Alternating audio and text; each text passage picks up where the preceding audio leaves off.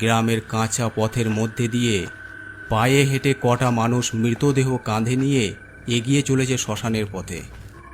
বল হরি হরি বল, বল হরি হরি বল, বল হরি হরি বল। আপনি এত রাতে এখানে বসে কাঁদছেন কেন? আমার বাড়ি দূরের এক গ্রামে। কিছু টাকার লোভে আমার বাবা আমাকে বিক্রি করে দিতে চেয়েছিল। কোনো মতে পালিয়ে বেঁচেছি। আমাদের গ্রামের নিয়ম পরপুরুষের সামনে ঘোমটা না খুলতে। কিছু মনে করবেন না। তুমি সব সময় আমাকে এমন করে বলো, যখন বিপদে পড়বে তখন বুঝতে পারবে। মনিকা দেবী হঠাৎ খেয়াল করল ঘরের বাইরে জানলার কাছে যেন একটা কালো ছায়া দাঁড়িয়ে সব কথা শুনছে। কে কে কে জানালার কাছে দাঁড়িয়ে? কে? মনিকা দেবী কথাটা বলতেই কালো ছায়াটা সরে যায়। অবিনাশ আর শৈলবাবু দ্রুত জানলার বাইরের অন্ধকারে দেখে, কিন্তু কাউকেই চোখে পড়ে না। তবে বাড়ির বাইরে থাকা কুকুরটা এক নাগাড়ে বাড়ির দিকে তাকিয়ে চিৎকার করছে আর মাঝে মধ্যেই কেঁদে উঠছে, যেন আগত বিপদের সংকেত। কই, বাইরে তো কেউ নেই। আমি পরিষ্কার দেখলাম কেউ একটা দাঁড়িয়ে ছিল। আর কুকুরটা অমন ভাবে কাঁদছে কেন? কোনোদিন তো অমন করে না। কুকুরের ওইভাবে কাঁদা একদম ভালো নয়। এরপর সবার বোঝানোর পর মনিকা দেবী কিছুটা শান্ত হয়। রাতে সবাই খেতে বসেছে। চৈতালি খেতে এলো না। কবার ডাক দিলাম, ও বলল শরীরটা ভালো লাগছে না, তাই কিছু খাবে না। ভীষণ ঘুম পাচ্ছে, তাই ঘুমোবে। সে তো হবারই কথা। থাক, ওকে আর কেউ ডেকো না। একটা রাত ভালো করে ঘুমালেই শরীর চাঙ্গা হয়ে যাবে। বাবা ঠিকই বলছো। মনিকা দেবী সকলের কথা শুনল, কিন্তু কোনো উত্তর দিল না। আমি আপনাদের বলবো আমার ডেলি রুটিনের ব্যাপারে, যেখান থেকে আমি ভালো রকম এক্সট্রা ইনকাম করছি। আমি বলতে চাই বেস্ট ট্রেডিং প্ল্যাটফর্ম বিনোময়ের ব্যাপারে। এই বিনোম অ্যাপ আপনি অ্যাপেল স্টোর এবং প্লে স্টোরে পেয়ে যাবেন। তাছাড়াও যদি আপনি আমার ডেসক্রিপশন লিঙ্ক থেকে ডাউনলোড করেন, তাহলে পেয়ে যাবেন 10 লাখ টাকা আপনার ডেমো অ্যাকাউন্টে, যেখান থেকে আপনি ট্রেডিং প্র্যাকটিস করতে পারবেন কোনো রকম টাকা ইনভেস্ট না করে। আমি বিনোম অ্যাপ ওপেন করলাম এবং দেখতেই পাচ্ছেন এখানে এরকম গ্রাফ দেখাচ্ছে। আপনাকে এই গ্রাফ প্রেডিক্ট করতে হয় এটা উপরে যাবে না নিচে, এবং যদি আপনার প্রেডিকশন সঠিক হয় তাহলে আপনি প্রফিট করতে পারবেন। যেমনটা আপনারা দেখতে পাচ্ছেন, আমি এখন ডেমো অ্যাকাউন্ট থেকে রিয়েল অ্যাকাউন্টে এলাম। এরপর আমার মনে হচ্ছে গ্রাফটি ওপরে যাবে, তাই আমি 4000 টাকা ইনভেস্ট করলাম এবং ওপরে ক্লিক করলাম। 5 সেকেন্ড অপেক্ষা করব এবং দেখুন আমার অনুমান সঠিক ছিল এবং আমি 7200 টাকা প্রফিট বুক করলাম। এবার আপনার মনে প্রশ্ন আসতে পারে যে আপনি এটা উইথড্র করবেন কিভাবে। চিন্তা করার কোনো কারণ নেই। আপনি আপনার ব্যাংক অ্যাকাউন্ট এবং ইউপিআই এটিএম এর মাধ্যমে উইথড্র করতে পারবেন এবং ডিপোজিট করার জন্য এই অপশনগুলি রয়েছে। আপনার মতো অনেক রিয়েল মানুষ রয়েছে যারা প্রতিনিয়ত বিনোমো থেকে রিয়েল ক্যাশ প্রফিট করছে। তাহলে আর অপেক্ষা না করে আমার ডেসক্রিপশন এবং কমেন্ট পিনে লিঙ্ক রয়েছে, এক্ষুনি যান এবং রেজিস্টার করুন এবং তারপর আপনার এক্সপিরিয়েন্স কেমন হলো আমাকে অবশ্যই শেয়ার করবেন। যথারীতি সকলে খেয়ে দিয়ে ঘুমিয়ে পড়ে। রাত তখন অনেক গভীর হয়েছে। অবিনাশদের বাড়ির বাইরে থাকা কুকুরটা শীত থেকে বাঁচতে গুটি সুটি মেরে এক কোণে শুয়ে ঘুমাচ্ছে। হঠাৎ ওর কানটা যেন খাড়া হয়ে উঠল, যেন কিছু একটার ইঙ্গিত পেয়েছে।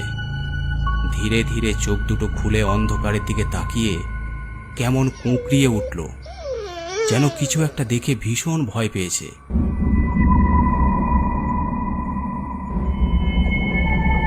কুঁই কুঁই শব্দ করে পিছিয়ে পালানোর চেষ্টা করে, কিন্তু এক পা বিহীন কুকুরটা তা করতে পারে না।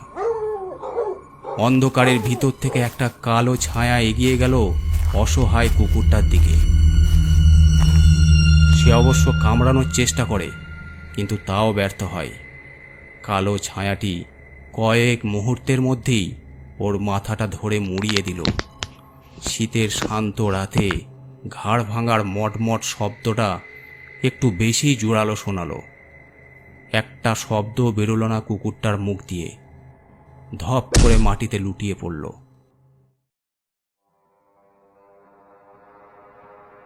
এ বাবা, কুকুরটাকে এভাবে মারলো কে? মায়ের আওয়াজ পেয়ে অবিনাশ রেখা বাইরে গিয়ে দেখে কুকুরটা মরে পড়ে আছে। তবে ওর মৃত্যুর থেকে বেশি চোখে পড়ছে ওর মৃত শরীরের অবস্থা দেখে। জায়গায় জায়গায় মাংস খুবলে নেওয়া হয়েছে ধারালো কিছু দিয়ে। সারা রাতে রক্ত শুকিয়ে কালো হয়ে গেছে। ইস, কুকুরটার কি অবস্থা হয়েছে! নিশ্চয়ই জঙ্গলি কোনো প্রাণী মেরেছে। জঙ্গলে এমন তো কোনো প্রাণী নেই যে এমনভাবে মারতে পারে। যে কুকুরটাকে মেরেছে মনে হয় খুব খিদে ছিল তার, আর না মেরে কোনো উপায় সে পায়নি, তাই তো মেরে মাংস অমন খুবলে নিয়েছে। আপনারা ঘরে চলুন, ওর কথা চিন্তা করে সকাল সকাল মনটাই খারাপ হবে। আমি বরং ওর দেহটা বাড়ির পিছনে মাটিতে পুঁতে দেব। চৈতালি ঠিক বলেছে, সবাই এবার ঘরে চলো। চৈতালি যখন কথা বলছিল তখন মনিকা দেবীর চোখটা একবার চৈতালির হাতের দিকে পড়ে। ও কি, তোমার হাতটা তো কেটে গেছে কতটা? চৈতালি মনিকা দেবীর কথাটা শুনে কেমন চমকে ওঠে। মুহূর্তের মধ্যেই হাতটা কাপড় দিয়ে লুকিয়ে ফেলল। বলল, ও, এটা কিছু নয়, হয়তো কিছুতে লেগে হাত কেটে গেছে। অনেকটাই তো কেটে গেছে দেখছি, ওষুধ লাগাওনি কেন? সেপটিক হয়ে যেতে পারে তো। ও কিছু হবে না, ওসব অনেক হয়েছে, এখন আমার শরীরটা অমন হয়ে গেছে। চৈতালির শেষ কথাগুলোর অর্থ কেউ তেমন বুঝল না। আচ্ছা চৈতালি, তুমি তো সকালে কিছু খেলে না, খিদে পায় না তোমার? আমার খিদে পাই, তবে এখন পাইনি, পেলে ঠিকই খেয়ে নি। আপনি আমাকে মাছগুলি দিন, আমি কেটে দিচ্ছি। আমার না কাঁচা মাছের গন্ধ খুব ভালো লাগে। মনিকা দেবীর এই কথাটা শুনে বেশ অবাক লাগলো। কাঁচা মাছের গন্ধ ভালো লাগে, এ আবার কেমন? আচ্ছা তাই কাটো তবে। তুমি নয় ছেলেদের সামনে মুখের ঘোমটা না খুললে, কিন্তু এখন তো খুলতেই পারো। না না, আমি এই মুখ কাউকে দেখাইনি। মনিকা দেবী এরপর কাজের মধ্যেই দেখে কি সুন্দরভাবে চৈতালি মাছগুলো কাটলো, আর বারবার হাতে নেড়ে চেড়ে দেখছিল মাছগুলোকে। সবকটি মাছ কাটার পর, কটা কাঁচা মাছ দেবেন আমাকে? কেন, কাঁচা মাছ দিয়ে কি করবে? সকালে একটা বিড়াল এসেছে এই বাড়িতে, ওর জন্যই। বিড়াল? কই, এ বাড়িতে তো কোনো বিড়াল ছিল না। নতুন এসেছে হয়তো, তাই। আচ্ছা ঠিক আছে, রেখে দাও তবে। পরদিন চৈতালি রেখাকে বলল ওই বন্ধ ঘরটা খুলে দিতে, সে সেটা পরিষ্কার করবে। আর এটাও জানতে চাইল ওই ঘরটা এমন করে তালা মারা আছে কেন। আমিও অবিনাশকে জিজ্ঞেস করেছিলাম, কিন্তু ও ঘরটার কাছেও যেতে মানা করেছে। কি জন্য সেটা অবশ্য বলেনি। মনে হয় ওই ঘরটাতে এমন কিছু আছে যা সকলের সামনে আনতে চাইছেন না। ওই দরজার চাবিটা কোথায় আছে জানো? কি এমন থাকতে পারে? চাবিটা কোথায় আছে তাও জানি না। চাবি দিলে খুলতে পারবে? তুমি চাবি পেয়েছো নাকি? কোথায় পেলে? সে আমি পেয়েছি এক জায়গা থেকে, খুলতে পারবে নাকি বলো? আমারও খুব আগ্রহ জানার যে ওই ঘরে কি আছে। তোমার কাছে যদি চাবি থাকে তাহলে তুমি খোলো না। না না, আমি খুলতে পারবো না, এই নাও চাবি। রেখার হাতে চৈতালি চাবিটা তুলে দেয়। রেখা লাল কাপড়টা প্রথমে খুলে ফেলে, তারপর চাবি দিয়ে তালা। দরজাটা খুলতে যাবে, ঠিক তখনই, এ কি রেখা, তুমি ওই ঘরটা খুলছো কেন? বলেছিলাম না ওই ঘরে না যেতে। আরে চাবি কোথা থেকে পেলে? রেখা আর ঘরের দরজা খুলতে পারল না। পুরনো চাবির গোছা থেকে পেয়েছি, দেখতে চাইছিলাম কি আছে ওই ঘরে। তুমি এই বাড়ির বউ, তাই তোমার সব জানার অধিকার আছে, তাই সব বলবো, তবে এখন নয়। তুমি এই ঘরের সামনে থেকে চলো। সবাই ওই ঘরের সামনে থেকে চলে যায়, তবে দরজাতে তালা আর লাগানো হয় না।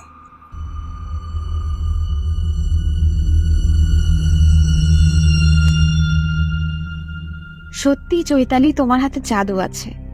মাথাতে তেল লাগিয়ে দিচ্ছ, এত ভালো লাগছে যে কি বলবো। তোমাকে দেখবো বলেই তো এসেছি। তোমাকে নজর না দিলে চলবে কেমন করে? তুমি যে এই বাড়ির বউ, আর সাথেই বংশের উত্তরাধিকারীকে জন্ম দিতে চলেছ। রেখা বুঝতে না পারলেও চৈতালি যখন ওর মাথার চুলে তেল লাগিয়ে দিচ্ছিল, তখনই একটা চুল ছিঁড়ে নিজের শাড়ির আঁচলে রেখে দেয়। চৈতালি, তুমিও আমাদের সাথেই খেয়ে নাও না।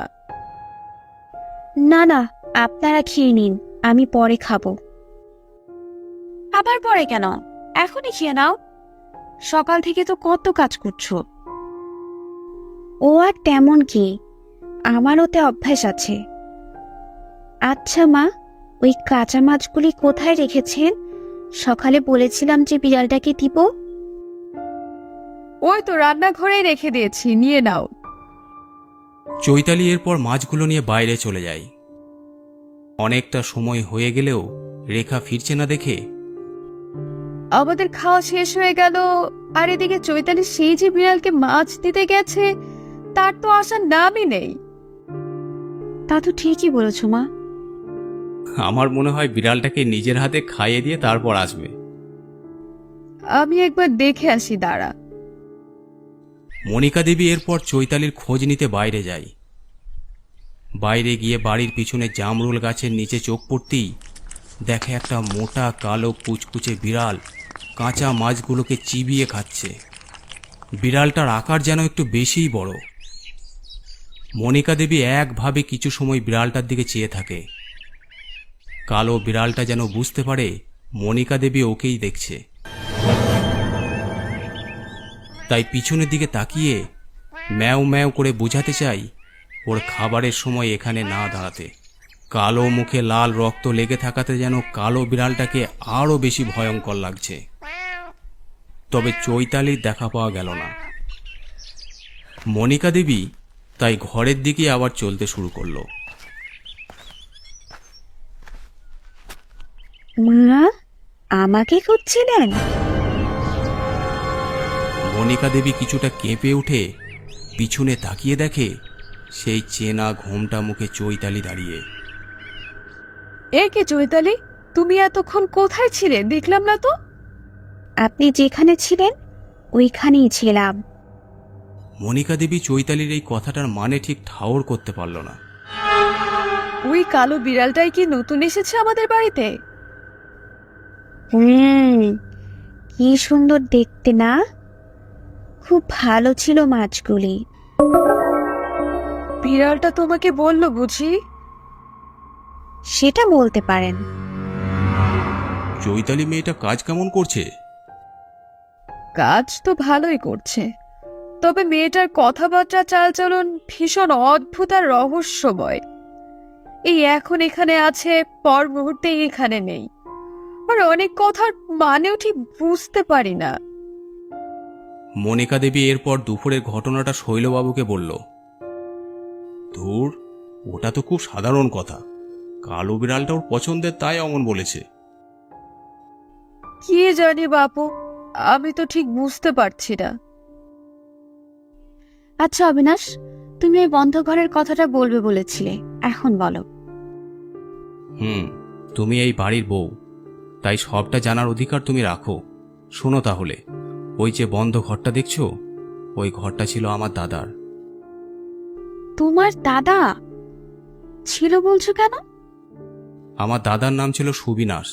দাদার যখন বিয়ে হয় তখন আমি কলেজে পড়ি। দাদা নিজেই পছন্দ করে বিয়ে করে নিয়ে আসে। দাদা পোস্ট অফিসে যে গ্রামে কাজ করত সেখানকার ছিল মেয়েটি। মেয়েটি নাকি অনাথ ছিল, গ্রামের শেষে একাই থাকত। দাদার প্রথম থেকেই পছন্দ হয়ে যায়, আর সত্যিই বৌদি দেখতে অপূর্ব সুন্দরী ছিল। মা বাবাও মেনে নেয় দাদার পছন্দকে। কি তার বংশ পরিচয়, এতদিন একা কিভাবে কি করে থাকতো কিছুই জানতে চায়নি। সব খুব ভালোভাবেই চলছিল, কিন্তু একদিন আমাদের পরিবারে সেই দুর্যোগ নেমে আসে। হঠাৎ করেই দাদা মারা যায়। বৌদি তখন 6 মাসের অন্তঃসত্ত্বা। দাদা কিভাবে মারা গেছিল?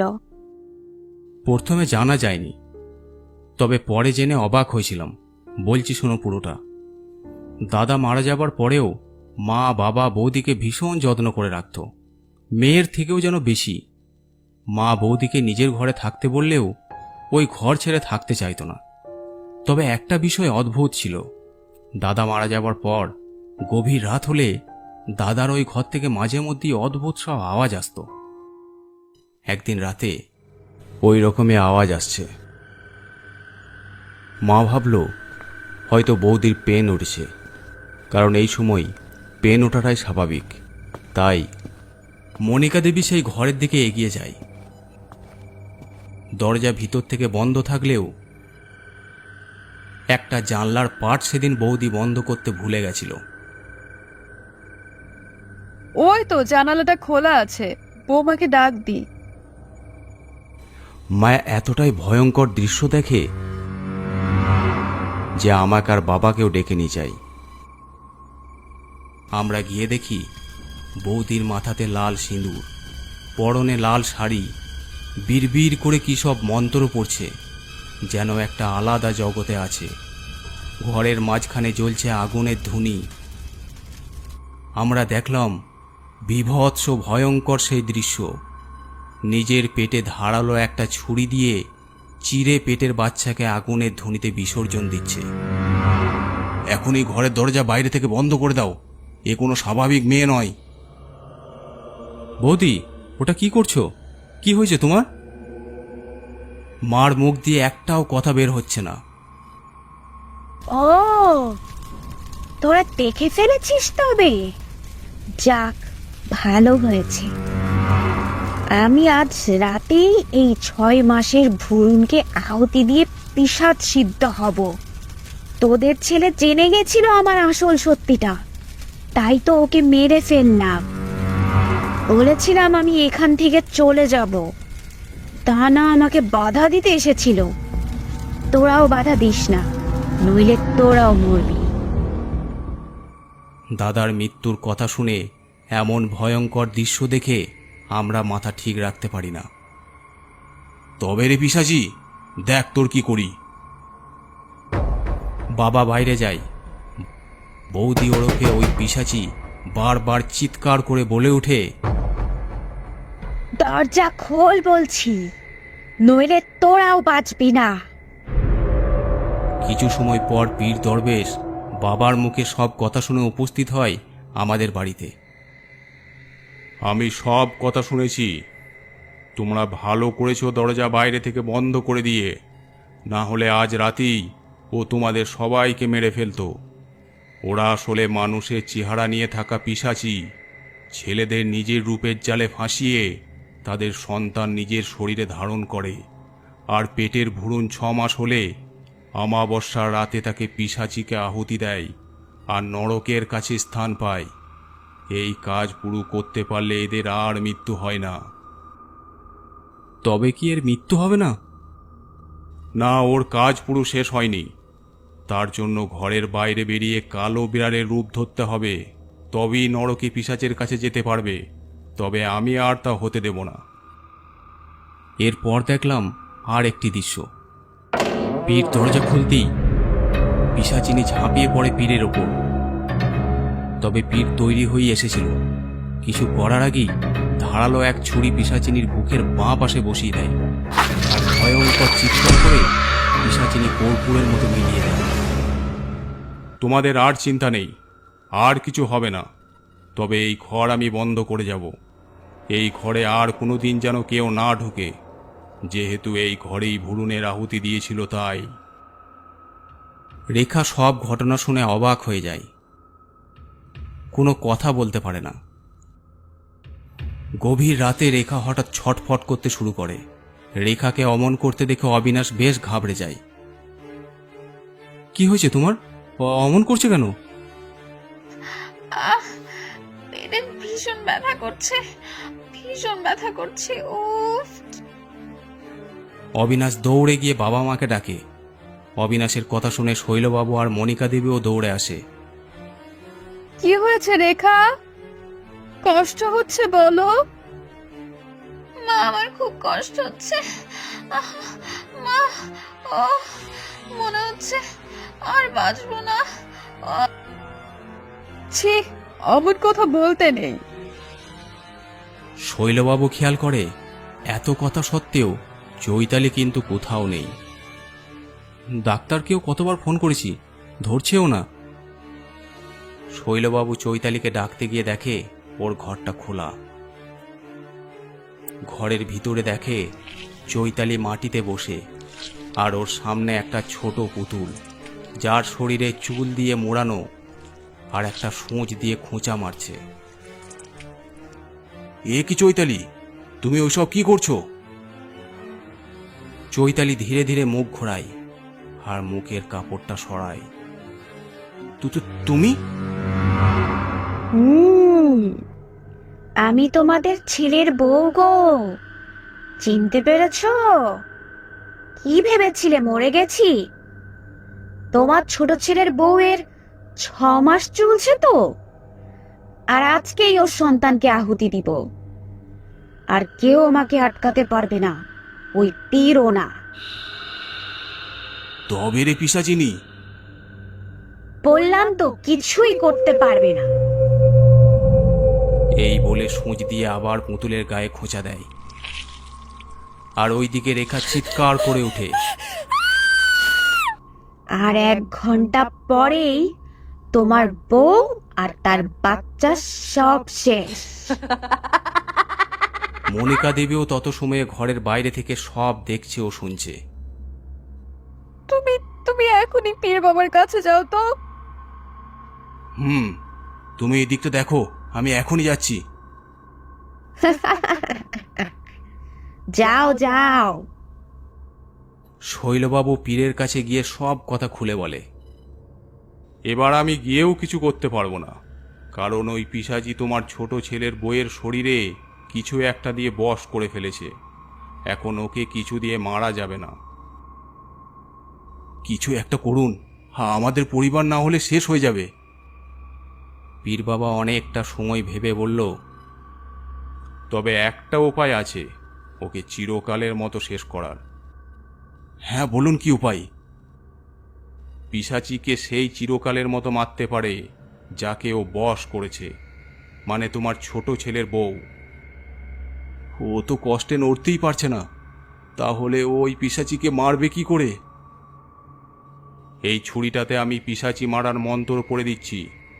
আজ রাতে ওই পিশাচি তোমার ছেলের বইয়ের পেটের সন্তানকে আহুতি দিতে এসে ওর পেটে হাত দিবি। একমাত্র তখনই সুযোগ থাকবে। এই ছুরি যদি ওর বুকের বাঁ পাশের কলিজাতে গেঁথে দিতে পারে, তবে ওই পিশাচি চিরকালের মতো শেষ হয়ে যাবে। তুমি এই ছুরিটা নিয়ে যাও, আজ ওর মনের জোরের পরীক্ষা। যদি ও এটা করতে পারে, তবেই ও ওর সন্তান আর পরিবার সবাইকে বাঁচাতে পারবে। শৈলবাবু ছুরি নিয়ে বাড়িতে ছুটে এসে সব কথা মনিকা দেবী আর অবিনাশকে বলল। অবিনাশ ছুরিটা নিয়ে রেখার কানে কানে সব কথা বলল। রেখারও যেন নিজের বাঁচার, আর বিশেষ করে ওর আগত সন্তানকে বাঁচানোর আরও বেশি ইচ্ছে। মারা তো এমনই হয়, নিজের প্রাণের থেকেও সন্তান শতগুণে দামি। মধ্যরাতে সেই পিশাচি ঘর থেকে বেরিয়ে আসে নিজের শিকারের লোভে, হাতে সেই পুতুল। কিরে, তোরা ডাকলি না ওই পীরকে? না ভয় পেয়ে এবার আর আসেনি সে? জানে তো কিছুই করতে পারবে না। শৈলবাবু, মনিকা দেবী আর অবিনাশ পিশাচির দিকে তাকিয়ে কেবল আশাতে থাকে রেখা পারতেই হবে, ও যে মা। পিশাচি রেখার কাছে এসে কিছু সময় ওর পেটের দিকে তাকিয়ে থাকে, আর ধীরে ধীরে নিজের আসল রূপ ধারণ করতে থাকে। উফ, সে কি ভয়ঙ্কর চেহারা! একটা সুন্দর চেহারার পিছনে যে এতটা ভয়ঙ্কর কুৎসিত রূপও থাকতে পারে, তা না দেখলে বিশ্বাস করা যায় না। লম্বা নখযুক্ত একটা হাত রেখার পেটে রাখে, আর অবদ্ধ কিছু মন্ত্র বলে। আবার যেই না রেখার কাছাকাছি যায়, অমনি শত কষ্ট সহ্য করেও মাথার পাশে রাখা পীরের দেওয়া পিশাচিনাশক মন্ত্র পড়া সেই ছুরিটা পিশাচির বুকের বাঁ পাশে কলিজাতে বসিয়ে দেয়। পিশাচি ছিটকে রেখার কাছ থেকে পা দূরে সরে যায়। মাটিতে পড়ে ছটফট করতে থাকে পিশাচি।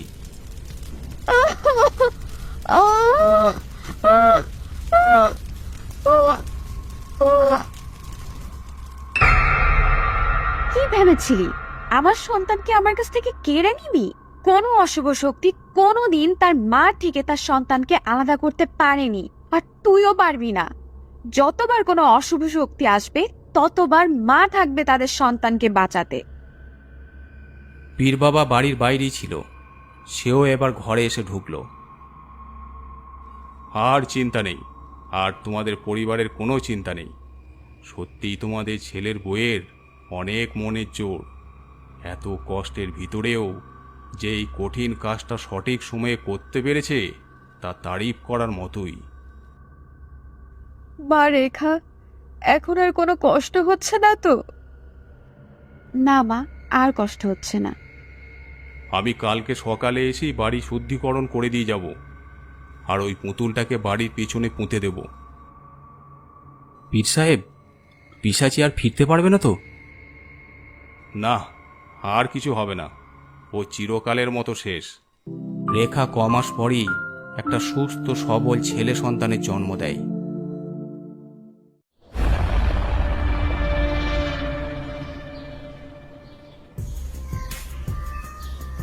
আজকের গল্পটি আপনাদের কেমন লাগলো অবশ্যই কমেন্ট করে জানাবেন।